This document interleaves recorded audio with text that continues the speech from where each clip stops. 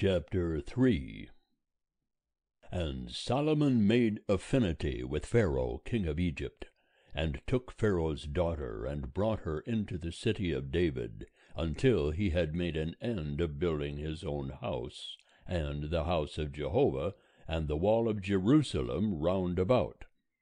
Only the people sacrificed in the high places, because there was no house built for the name of Jehovah until those days. And Solomon loved Jehovah, walking in the statutes of David his father, only he sacrificed and burnt incense in the high places. And the king went to Gibeon to sacrifice there, for that was the great high place. 1,000 burnt offerings did Solomon offer upon that altar. In Gibeon Jehovah appeared to Solomon in a dream by night. And God said, Ask what I shall give thee. And Solomon said, Thou hast showed unto thy servant David my father great lovingkindness, according as he walked before thee in truth, and in righteousness, and in uprightness of heart with thee. And thou hast kept for him this great lovingkindness, that thou hast given him a son to sit on his throne, as it is this day. And now, O Jehovah my God, thou hast made thy servant king instead of David my father, and I am but a little child. I know not how to go out or come in. And thy servant is in the midst of thy people, which thou hast chosen, a great people that cannot be numbered nor counted for multitude. Give thy servant therefore an understanding heart to judge thy people, that I may discern between good and evil. For who is able to judge this thy great people? And the speech pleased the Lord, that Solomon had asked this thing. And God said unto him, Because thou hast asked this thing, and hast not asked for thyself long life, neither hast asked riches for thyself, nor hast asked the life of thine enemies, but hast asked for thyself understanding to discern justice. Behold, I have done according to thy word. Lo, I have given thee a wise and an understanding heart, so that there hath been none like thee before thee, neither after thee shall any arise like unto thee. And I have also given thee that which thou hast not asked, both riches and honor, so that there shall not be any among the kings like unto thee all thy days. And if thou wilt walk in my ways, to keep my statutes and my commandments, as thy father David did walk, then I will lengthen thy days. And Solomon awoke, and behold, it was a dream. And he came to Jerusalem, and stood before the ark of the covenant of Jehovah, and offered up burnt offerings, and offered peace offerings, and made a feast to all his servants. Then there came 2 women that were harlots unto the king, and stood before him. And the one woman said, O my lord, I and this woman dwell in one house, and I was delivered of a child with her in the house. And it came to pass the 3rd day after I was delivered, that this woman was delivered also. And we were together. There was no stranger with us in the house, save we 2 in the house. And this woman's child died in the night, because she lay upon it. And she arose at midnight, and took my son from beside me, while thy handmaid slept, and laid it in her bosom, and laid her dead child in my bosom. And when I rose in the morning to give my child suck, behold, it was dead. But when I had looked at it in the morning, behold, it was not my son, whom I did bear. And the other woman said, Nay, but the living is my son, and the dead is thy son. And this said, No, but the dead is thy son, and the living is my son. Thus they spake before the king. Then said the king, The one saith, This is my son that liveth, and thy son is the dead. And the other saith, Nay, but thy son is the dead, and my son is the living. And the king said, Fetch me a sword. And they brought a sword before the king. And the king said, Divide the living child in two, and give half to the one, and half to the other.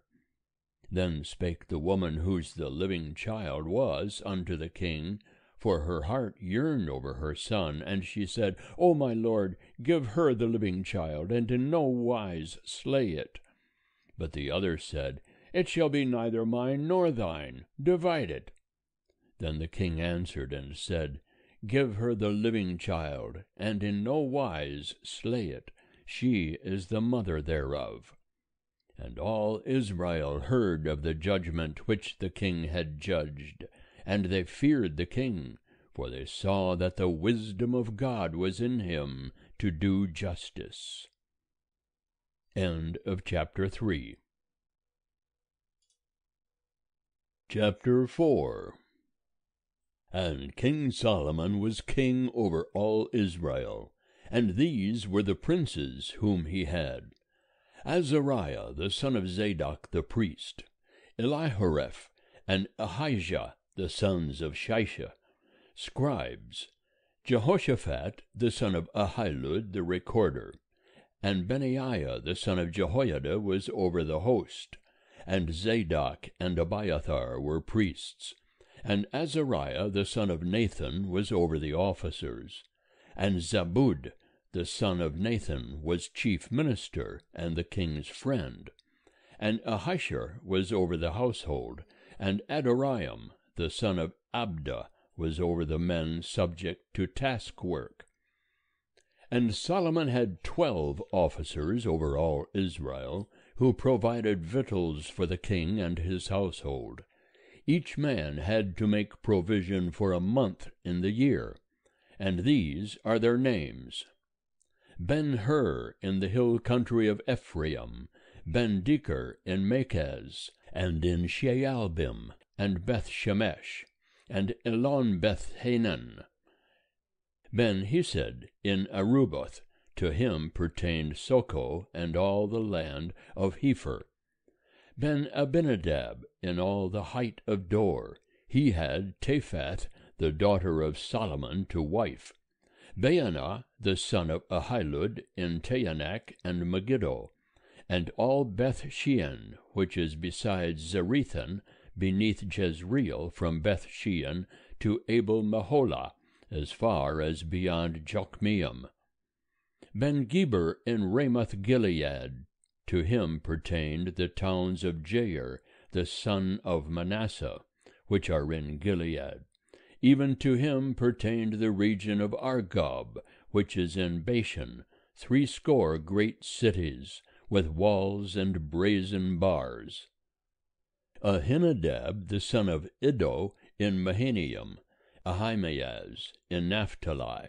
He also took Basemath the daughter of Solomon to wife. Baanah the son of Hushai in Asher and Bealoth. Jehoshaphat the son of Peruah in Issachar. Shimei the son of Elah in Benjamin. Geber the son of Uri in the land of Gilead, the country of Sihon king of the Amorites, and of Og king of Bashan, and he was the only officer that was in the land. Judah and Israel were many as the sand which is by the sea in multitude, eating and drinking and making merry. And Solomon ruled over all the kingdoms, from the river unto the land of the Philistines, and unto the border of Egypt. They brought tribute and served Solomon all the days of his life. And Solomon's provision for one day was 30 measures of fine flour, and 80 measures of meal, 10 fat oxen, and 20 oxen out of the pastures, and 100 sheep, besides harts and gazelles, and roebucks, and fatted fowl. For he had dominion over all the region on this side of the river, from Tiphsah even to Gaza, over all the kings on this side the river, and he had peace on all sides round about him. And Judah and Israel dwelt safely, every man under his vine and under his fig tree, from Dan even to Beersheba, all the days of Solomon. And Solomon had 40,000 stalls of horses for his chariots, and 12,000 horsemen.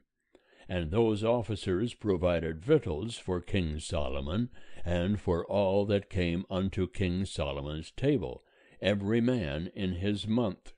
They let nothing be lacking.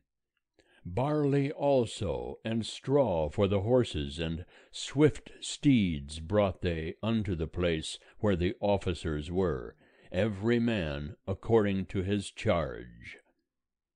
And God gave Solomon wisdom and understanding exceeding much, and largeness of heart, even as the sand that is on the seashore. And Solomon's wisdom excelled the wisdom of all the children of the east, and all the wisdom of Egypt.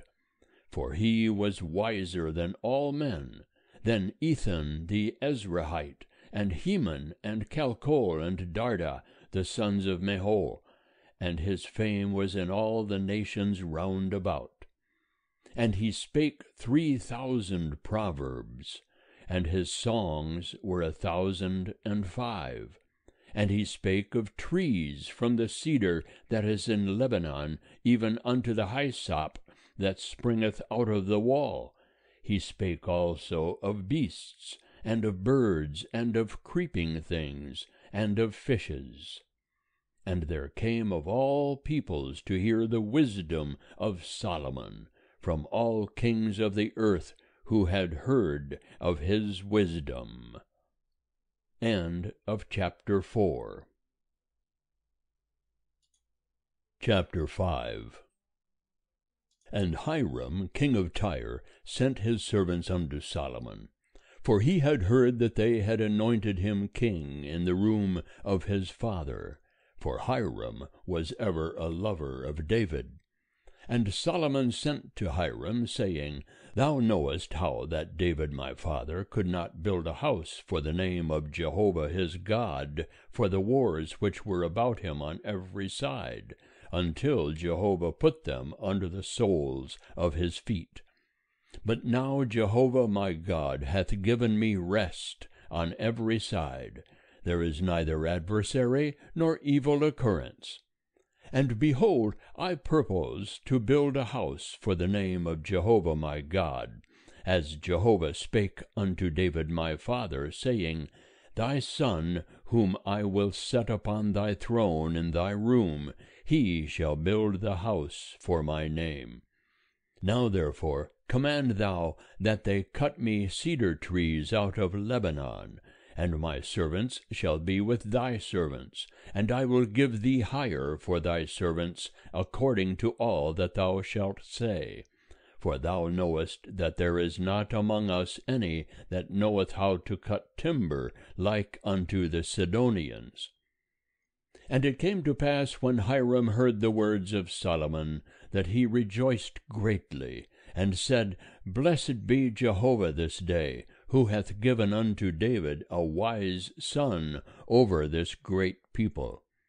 And Hiram sent to Solomon, saying, I have heard the message which thou hast sent unto me.